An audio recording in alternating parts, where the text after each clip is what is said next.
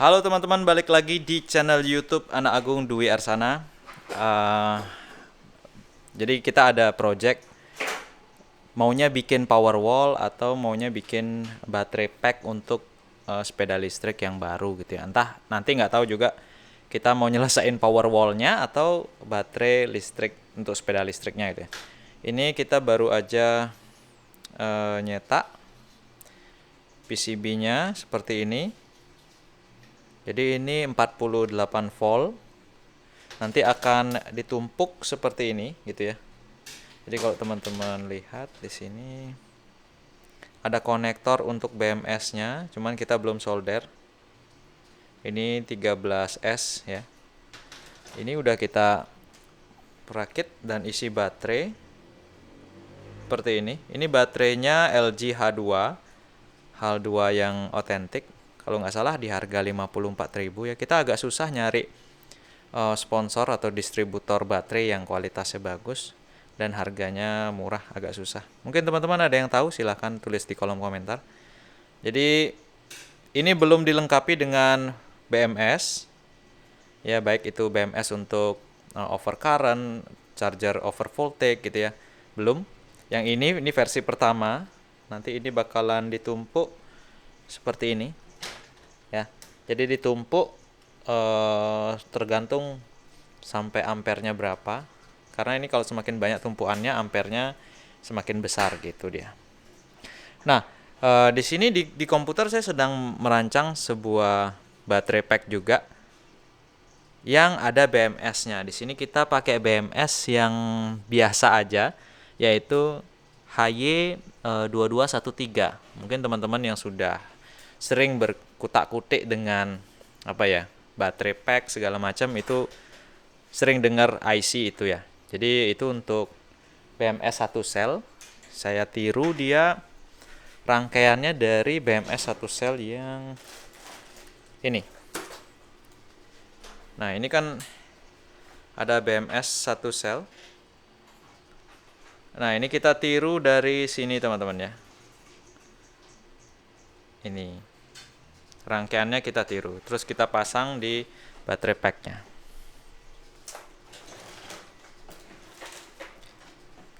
Nah, kenapa kita mau bikin baterai pack untuk sepeda listrik, atau mungkin kalau sepeda listrik kayaknya lebih mahal ini ya jatuhnya ya. Tapi kalau power wall kayaknya masih memungkinkan, lebih bagusan ke power wall kayaknya.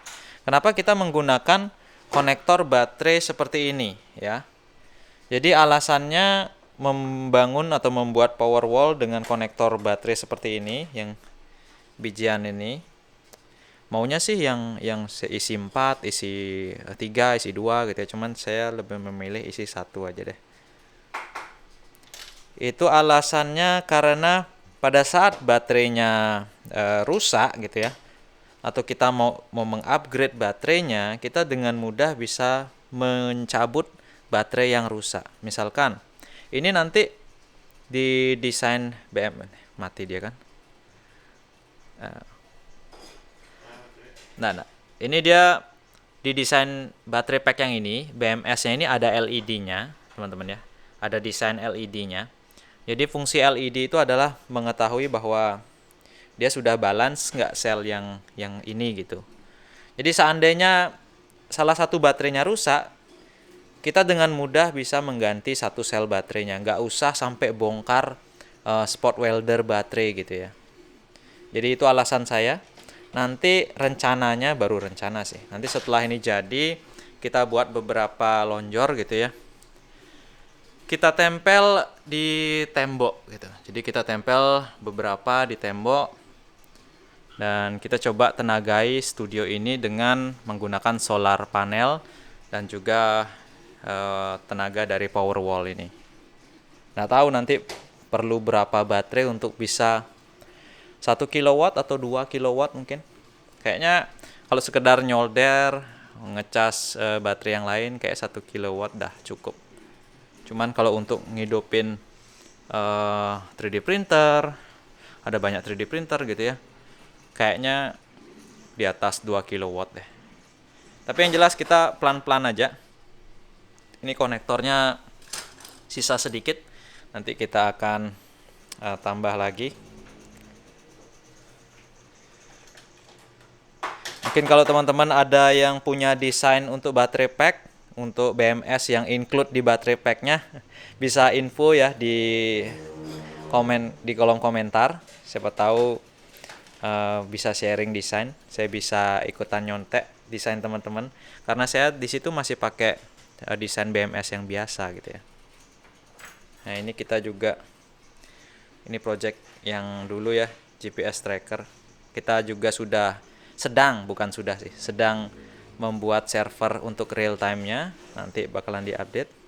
Nah, di sini ada banyak sekali modul charger TP4056 karena ini saya gunakan untuk modul charger dari osiloskop mininya teman-teman ya. Ini osiloskop mini menggunakan TP4056. Daripada beli IC-nya harganya mahal, kita beli modulnya sudah dapat konektor USB-nya juga. Jadi kita pakai konektor USB-nya juga. Jadi itu trik untuk membuild sesuatu yang baru, tapi biar cost-nya lebih murah. Jadi jangan beli komponennya, tapi beli modul yang mirip kegunaannya dan beberapa komponennya ada di sana seperti LED SMD, ada beberapa resistor yang bisa kita cabut, konektor, nah kayak gitu.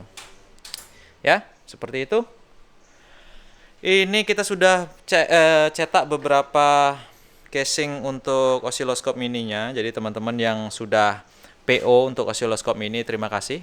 Yang belum atau yang tertarik silahkan PO ya di nomor yang sudah ada di channel YouTube kita. Oh, ini yang nyatet PO-nya. PO-nya? Hah? PO-nya? PO? Apa kayak denger? Apa tuh jatuh? Oh ya, ini coba juga. Nah, ini juga salah satu produk kita yang paling laris ya. Jadi ini untuk penyuntik tegangan teman-teman ya. Jadi ini power supply variabel yang tegangan dan arusnya juga bisa diatur. Jadi tegangannya dikecilin, ampernya dibesarin, bisa kita pakai untuk menembak komponen yang short. Jadi sering banget kita gunakan untuk memperbaiki TV yang kapasitor short atau perangkat elektronik yang lain. Kayak gini dia. Nah, ini juga ada. Ini power supply mini yang fungsinya cuma ngasih tegangan aja sih. Jadi teman-teman colokin adaptor 12 volt misalkan di sini, outputnya bisa dari 1,5 volt sampai dengan 38 volt. Bisa diatur melalui knob potensio di sini. Ini juga kita jual dan ini juga salah satu produk yang laris gitu ya. Jadi teman-teman kalau ingin memiliki silahkan aja langsung order di Mbak Eka ya. Nanti langsung aja. Mbak Eka lagi sakit. Jadi terima kasih sudah menyaksikan vlog kita gitu dulu. Cuma menginformasikan bahwa project kita sedang bikin ini, bikin itu. Ada sebenarnya sih lagi project bikin display PH itu namanya, cuman belum jadi. Ini Dodok sedang mengcloning mikroskop mini ya. Saking lamanya dia menyolder segala macam sampai celananya robek-robek. Bajunya juga robek-robek. Ya, perlu donasi kayaknya nih. Di mana-mana robek. Oke, teman-teman, terima kasih sudah menyaksikan vlog ini. Sampai jumpa di vlog kita selanjutnya. Oke. Bye bye.